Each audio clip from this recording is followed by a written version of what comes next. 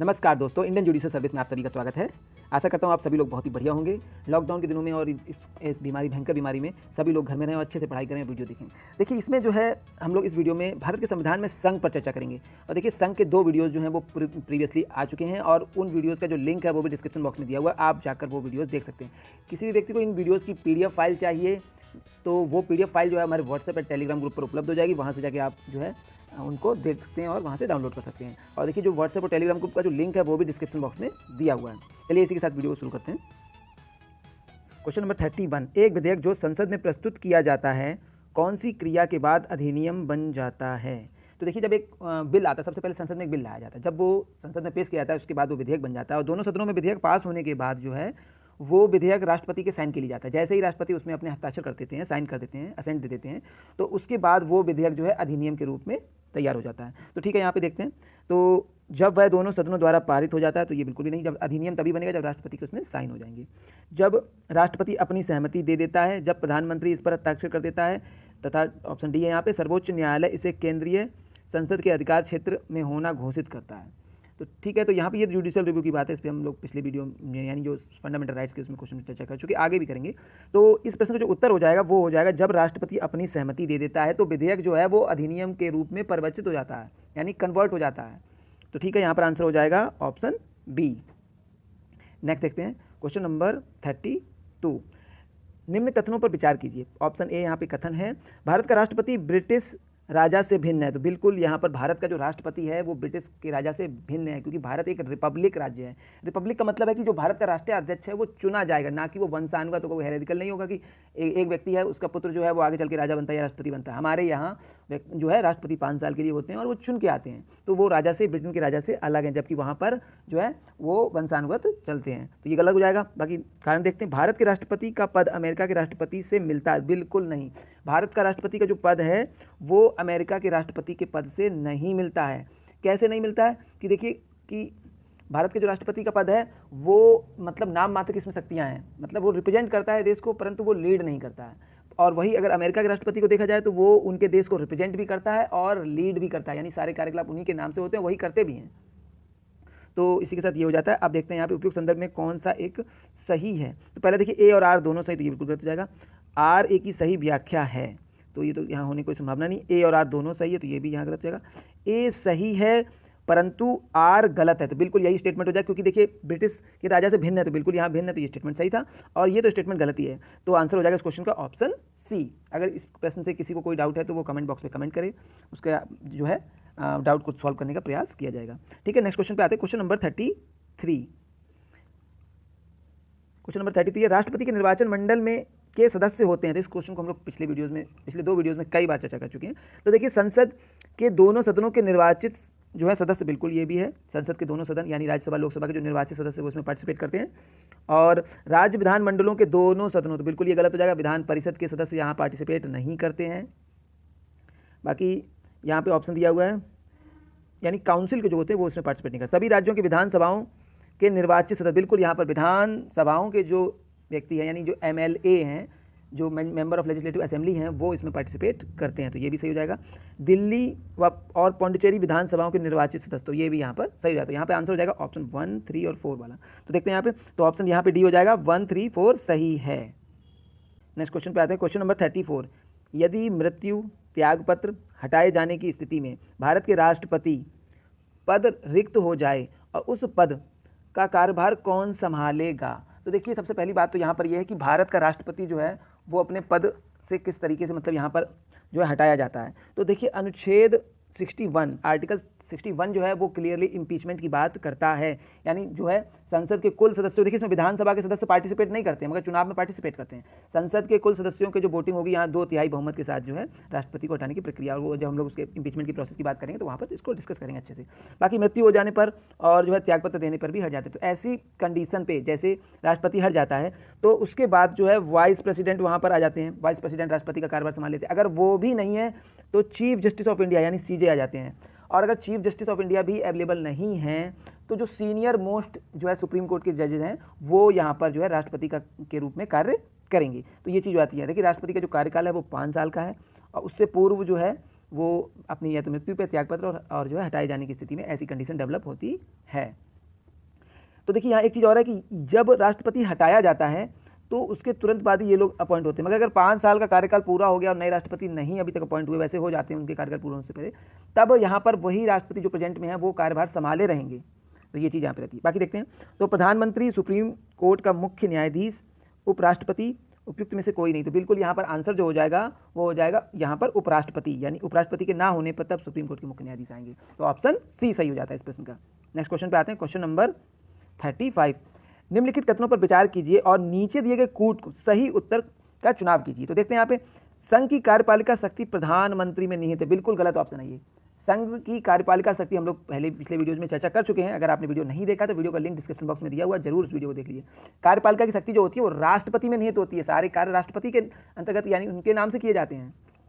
तो ये हो जाएगा, तो पहला ऑप्शन तो गलत हो गया। प्रधानमंत्री की नियुक्ति राष्ट्रपति द्वारा की जाती है। तो बिल्कुल यहाँ पर जो प्रधानमंत्री की नियुक्ति होती है वो राष्ट्रपति के द्वारा ही की जाती है, तो ये सही हो जाएगा। बाकी प्रधानमंत्री मंत्री परिषद के प्रधान होते हैं। तो बिल्कुल प्रधानमंत्री जो होते हैं वो मंत्री परिषद के प्रधान होते हैं। यह आवश्यक नहीं कि नियुक्ति के समय प्रधानमंत्री संसद के किसी सदन का सदस्य हो। तो ये भी कंडीशन यहाँ पर सही है, यानी नियुक्ति के समय कोई भी व्यक्ति जो है वो प्रधानमंत्री के रूप में जो है नियुक्त किया जा सकता है, वो चाहे वो किसी भी सदन यानी राज्यसभा लोकसभा का किसी प्रकार का सदस्य ना हो, परंतु उसे 6 महीने के अंदर जो है अपनी जो है किसी भी सदन की जो है सदस्यता लेनी होती है। तो ठीक है, ये यहाँ पर तीनों ऑप्शन सही हो जाते हैं। तो इस प्रश्न का जो उत्तर हो जाएगा वो हो जाएगा, देखिए 2, 3, 4, यानी कि ऑप्शन सी यहाँ पर सही हो जाता है।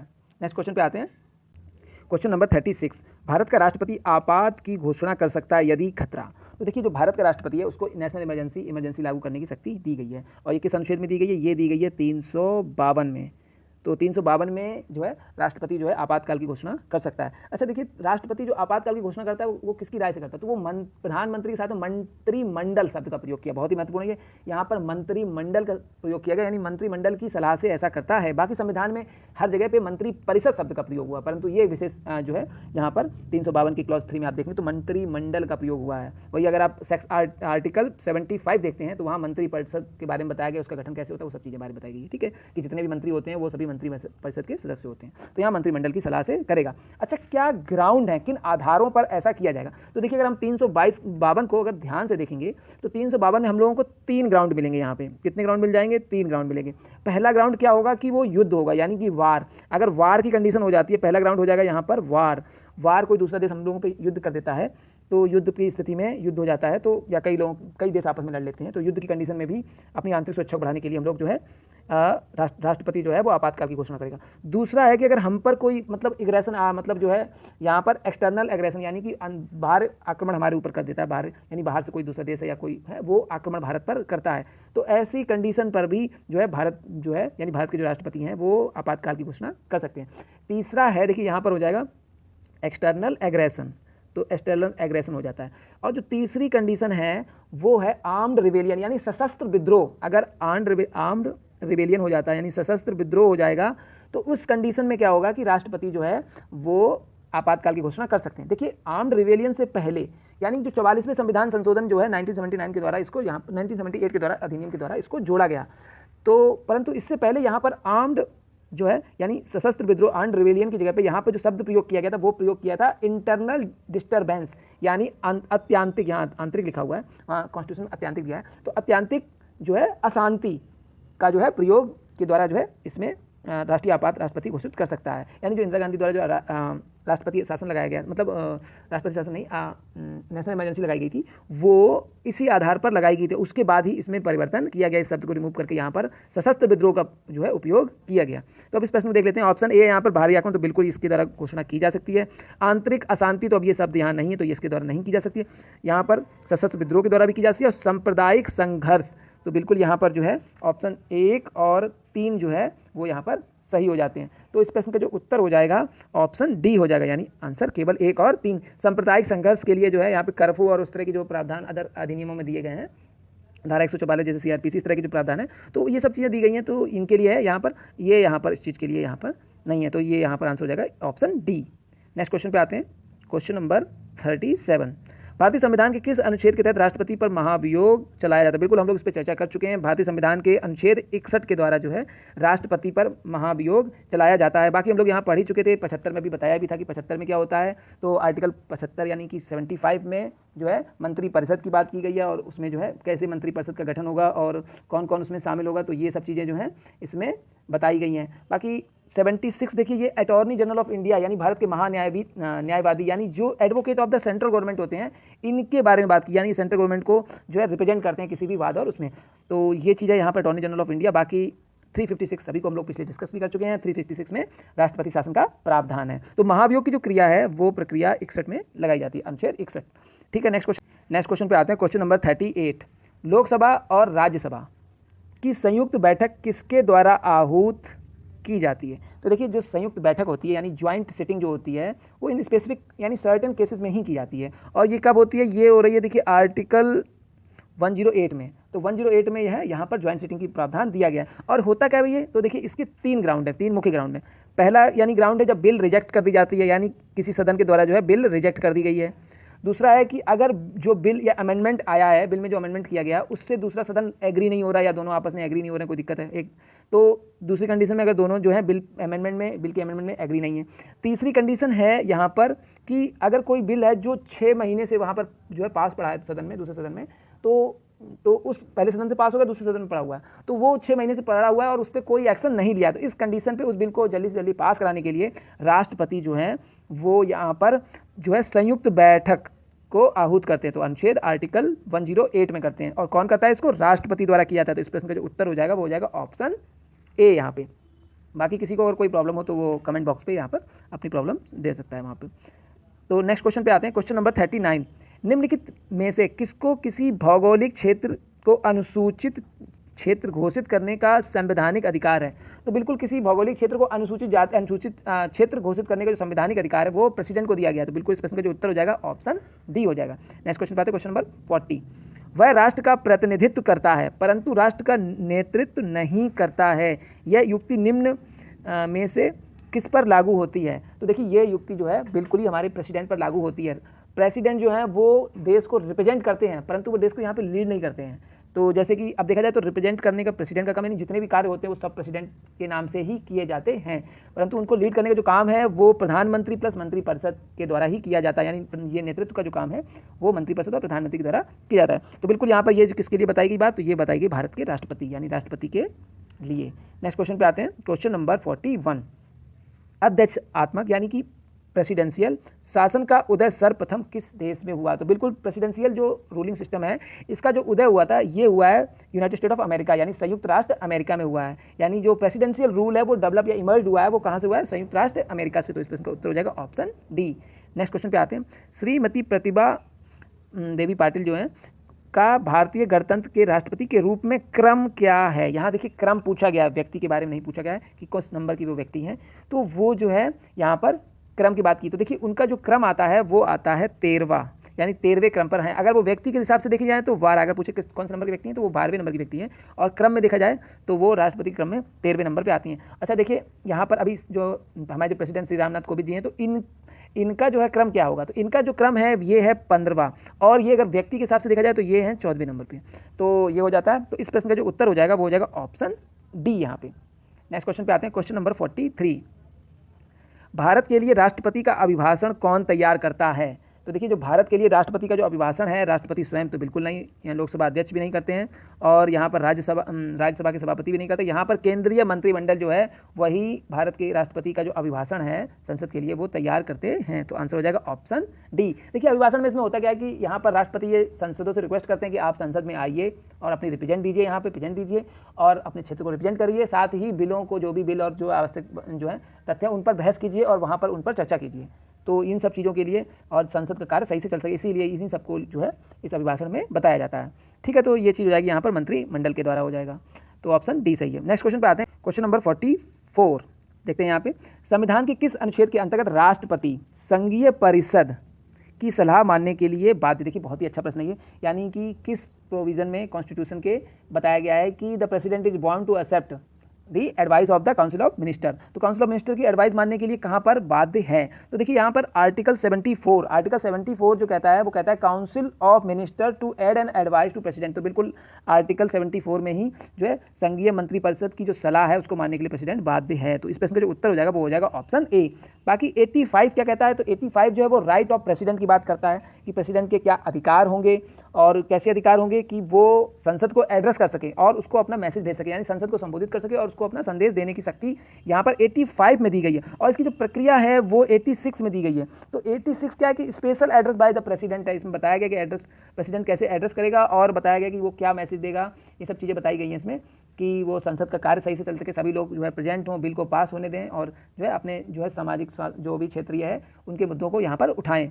तो ये चीज़ें हैं आर्टिकल 86 में यहाँ पर हो जाएगा, यानी इसको वहाँ पर अगर देखा जाए तो ये बताया गया कि special address by the president. बाकी 101 बहुत ही अच्छा ये भी आर्टिकल है, क्योंकि 101 कहता है वोकेशन ऑफ सीट। अगर एक सांसद जो है MP वो दोनों सदनों का सदस्य है या किसी विधानसभा का सदस्य है, तो यहाँ पर देखिए कितनी अच्छी चीज़ थी। पहले तो दोनों सदन की बात करें, अगर दोनों सदनों का सदस्य है तो उसको एक सदन की सदस्यता छोड़नी होगी और एक की ग्रहण करनी होगी। अगर कोई सांसद एक जो है सांसद बन जाता है और वो उससे पहले विधानसभा का सदस्य है, तो सांसद बनने से पूर्व उसको विधानसभा की जो है सदस्यता छोड़नी पड़ेगी। अगर वो नहीं छोड़ता है, सबसे महत्वपूर्ण चीज़, अगर वो सांसद की सदस्यता नहीं छोड़ता है तो उसकी सांसद की सदस्यता जो है वो खत्म हो जाएगी और वो विधानसभा का सदस्य ही बना रहेगा।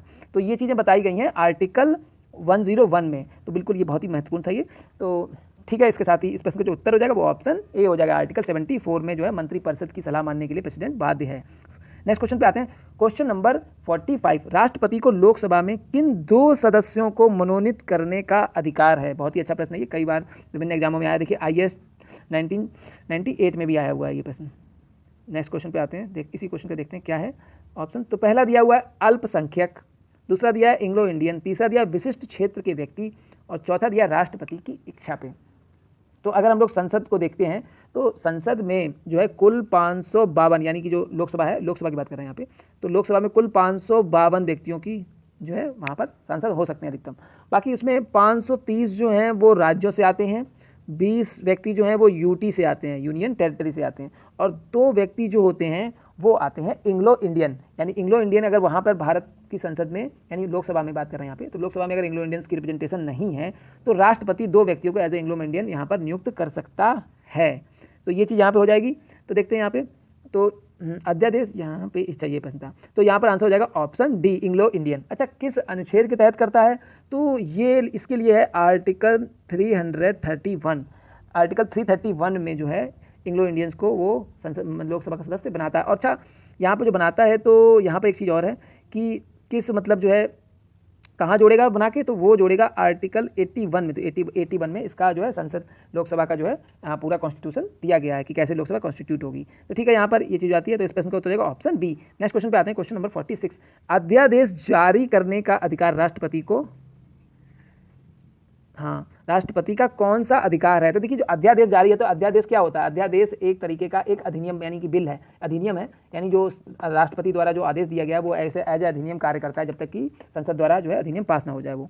तो अध्यादेश एक तरह का विधायी शक्ति एक तो ये चीज़ क्या हो जाएगी यहाँ पर ऑप्शन ए हो जाएगा। अध्यादेश जारी करने का जो अधिकार है राष्ट्रपति का वो एक विधायी शक्ति है, यानी जो बिना विधेयक संसद में पास किए भी उस नियम या उस कानून को जो है अगर मंत्रिपरिषद चाहती है तो वो लागू करा सकती है राष्ट्रपति के थ्रू अध्यादेश के जारी करने पे, ठीक है, कराने से। तो ये चीज़ यहाँ पर हो जाती है, तो आंसर हो जाएगा ऑप्शन ए, यानी किस तरह का शक्ति है? ये एक विधायी शक्ति है। तो बाकी चीज़ें ये हो जाता है। नेक्स्ट क्वेश्चन पे आते हैं, बाकी और वीडियोस में ये चीज़ें डिस्कस कर लेंगे, प्रशासनिक, व्यक्तिगत और न्यायिक शक्तियाँ जो राष्ट्रपति की, क्योंकि वीडियो बहुत लंबा होता जाए। क्वेश्चन नंबर 47, भारत के राष्ट्रपति के पास कौन कौन सी वीटो शक्तियाँ हैं? तो देखते हैं यहाँ पे, देखिए भारत के राष्ट्रपति के पास कौन कौन सी वीटो शक्तियाँ देख लेते हैं यहाँ पे। तो इसके लिए हमने देखिए यहाँ बनाया हुआ है कि भारत के जो पावर ऑफ, ठीक है, यानी वीटो पावर ऑफ प्रेसिडेंट। तो पहली बात तो जो वीटो पावर है वो भारत के राष्ट्रपति के पास कहीं संविधान में उसको उल्लेखित नहीं किया गया, और ये एक विधायी शक्ति होती है, ठीक है। तो वीटो पावर जो है वो एक तरीके की विधायी शक्ति है। अब पहली बात करते हैं एब्सोल्यूट वीटो। तो देखिए एब्सोल्यूट वीटो जो होती है इसे हम लोग संपूर्ण वीटो भी कहते हैं। तो एब्सोल्यूट वीटो का मतलब क्या है यहाँ पे? यानी कि withholding of assent to the bill pass by the legislature. अब देखिए यहाँ पे जो, यानी यहाँ पर विद होल्ड कर लेता है प्रेसिडेंट बिल को और अपनी असेंट देने से। अब होता क्या है कि यहाँ पे संपूर्ण वीटो में, एब्सोल्यूट वीटो में, कि कोई ऐसा बिल जो निजी विधेयक है, निजी विधेयक कैसा विधेयक होता है? निजी विधेयक ऐसा विधेयक होता है जो एक साधारण विधेयक है, ठीक है, और साधारण विधेयक द्वारा जो है इसको पेश किया था। अच्छा, इसमें अंतर क्या है, यानी जो मंत्री परिषद होते हैं, मंत्री परिषद के अतिरिक्त अगर कोई ऐसा मतलब मंत्री परिषद के अतिरिक्त अगर कोई और सांसद जो होता है या अगर तो वो अगर कोई बिल लेके आता है तो उस विधेयक को निजी विधेयक कहते हैं। यानी अगर सरकार लेके आती है कोई विधेयक, यानी सरकार का कोई मंत्री लेके आता है तो वो बिल जो है वो मेन बिल यहाँ पे हो जाएगा। मगर यहाँ पर निजी विधेयक की खासियत है कि वो मंत्री परिषद के सदस्य ना होकर कोई साधारण विधेयक है, मतलब सांसद है, वो यहाँ पर बिल लेके आता है, तो ऐसे बिल को यहाँ पर निजी यानी कि निजी बिल कहेंगे। और निजी बिल में जो शक्ति होती है, संपूर्ण शक्ति होती है राष्ट्रपति की, वहाँ पर पूर्ण अधिकार दिए गए उस बिल को जो है वहाँ पे असेंट ना देने की और देने की वो सभी चीज़ें। तो ये हो जाएगा यहाँ पर एब्सोल्यूट वीटो। बाकी ऑप्शन 2 है यहाँ पे क्वालिफाइड वीटो। देखिए क्वालिफाइड वीटो कौन सा होता है, तो क्वालिफाइड वीटो जिसे अत्यांतिक वीटो भी कहते हैं। देखिए इसमें क्या होता है कि इसमें which can be overridden by the legislature with higher majority. होता क्या है कि जैसे कोई संसद है जिसमें लोकसभा जो है वो कोई बिल पास कर देती है और उसके बाद वो भंग हो जाती है क्योंकि उसकी मेजोरिटी नहीं रहती, तो वो भंग हो जाती है। तो दोबारा चुनाव होकर या फिर दोबारा लोकसभा चुनाव होकर दोबारा लोकसभा आती है, और जब आती है राष्ट्रपति उस बिल को असेंट नहीं देता और दोबारा लोकसभा में जो भी सरकार बनती है मंत्रिपरिषद से सलाह लेने के बाद वो उस बिल को असेंट दे भी सकता है और नहीं देता है। अगर वो उसे रोक देता है तो यहाँ पर जो है अपनी क्वालिफाइड वीटो का उपयोग वो कर लेता है। ठीक है, तो ये चीज़ आएगी। बाकी नेक्स्ट है यहाँ पे सस्पेंसिव वीटो। तो सस्पेंसिव वीटो जो है इसे निलंबनकारी वीटो भी कहते हैं। जैसे कोई बिल है जिसको राष्ट्रपति के पास वो भेजा गया है और राष्ट्रपति उस बिल को दोबारा जो है लौटा देता है पुनर्विचार के लिए कि आप इसको रिव्यू करिए एक बार दोबारा से, इसी को सस्पेंशन वीटो कहते हैं। जैसे कि इसमें which can be overridden by the legislature with the ordinary majority. तो इनसे कहा जाता है कि आप इस बिल को दोबारा से विचार कीजिए, परंतु अगर वो दोबारा बिल भेजी जाती है तो फिर उसको राष्ट्रपति जो है उस पर असेंट देने के लिए बाध्य हो जाता है। ये हो जाएगा सस्पेंसिव वीटो। लास्ट आते बहुत ही महत्वपूर्ण है ये पॉकेट जेबी वीटो, यानी जेबी पॉकेट वीटो भी से कहा जाता है।